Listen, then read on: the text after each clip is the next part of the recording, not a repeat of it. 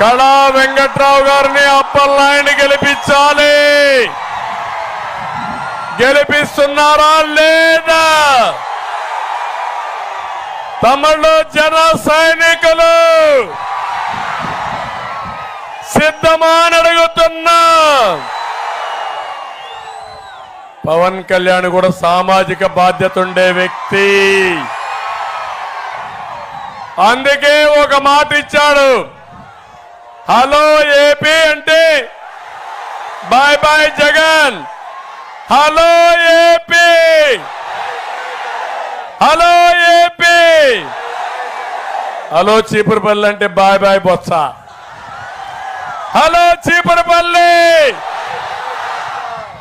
Hello Cheepurupalli. సిద్ధంగా ఉన్నారు కదా? మా ఆడబిడ్డలు ఊగిపోతున్నారు, రాణి రుద్రమలుగా తేలిపోతున్నారు.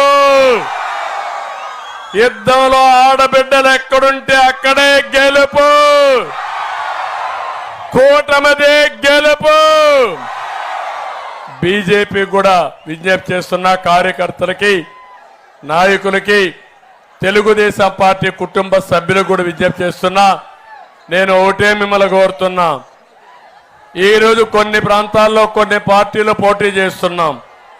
ఇక్కడ రెండు కూడా ఎంపీ ఎమ్మెల్యే తెలుగుదేశం పార్టీ పోటీ చేస్తున్నాం. నెల్లిమర్లో జనసేన పోటీ చేస్తా ఉంది. రణస్థలం మన హెచ్ఎల్లలో బీజేపీ పోటీ చేస్తా ఉంది. నేను ఇక్కడుండే కార్యకర్తలందరినీ కోరుతున్నా, అన్ని పార్టీల కార్యకర్తలు కోరుతున్నా, అందరూ కలిసి గట్టిగా ఎన్డీఏ అభ్యర్థులు ఎక్కడుంటే అక్కడ గెలిపించాల్సిందిగా మిమ్మల్ని అందరినీ కోరుతున్నా. దుర్మార్గుడు జగన్మోహన్ రెడ్డి కొన్ని ప్రాంతాల్లో జనసేన అభ్యర్థి లేరు కాబట్టి ఇండిపెండెంట్ అభ్యర్థులు పెట్టి గ్లాసు గుర్తు ఓటేపించుకొని మన ఓట్లు డివైడ్ చేయాలనుకుంటున్నాడు. ఇది కూడా మీరందరూ ఇంటింటికి తీసుకెళ్ళాలి. నిన్ననే మీరు చూశారు, ఉద్యోగస్తులు బ్రహ్మాండంగా ఓట్లేశారు. పోస్టల్ బ్యాలెట్లు మారిమోగిపోయింది. పోస్టల్ బ్యాలెట్ పేపర్లు చూస్తే ఈవీఎం అన్ని స్టేషన్లు దద్దరిల్లిపోయినాయి. మా పోలీసులు కూడా ఓట్లు మనకే వేశారు. వాళ్ళకు కూడా టీఏ రావాలి, బకాయిలు రావాలి, పిఆర్సీ రావాలి, ఇంటీరియం రిలీఫ్ రావాలి. ఇవన్నీ చేసే పార్టీ తెలుగుదేశం పార్టీ. మా ఉద్యోగస్తులందరికీ అర్థమైపోయింది, మళ్ళీ మనం ఎన్డీఏ వస్తే తప్ప మాకు భవిష్యత్తు లేదని అర్థమైంది.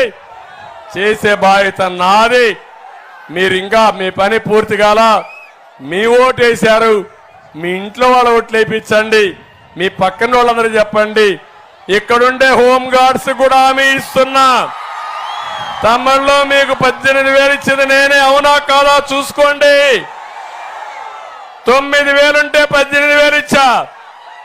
అది అవసరమైతే మళ్ళా జీతాలు కూడా ఆందోళన పెంచుతా, 24,000 25,000 రూపాయలు చేసి మా హోమ్ గార్డ్స్ కూడా న్యాయం చేసే బాధ్యత నాదని మీకు తెలియజేసుకుంటూ, మీ ఉత్సాహం చూస్తే ఇక్కడే ఉండిపోవాలనిపిస్తా ఉంది, కానీ ఇంకా చాలా దూరం వెళ్ళాలి. విశాఖపట్నంలో మీటింగ్లు ఉన్నాయి.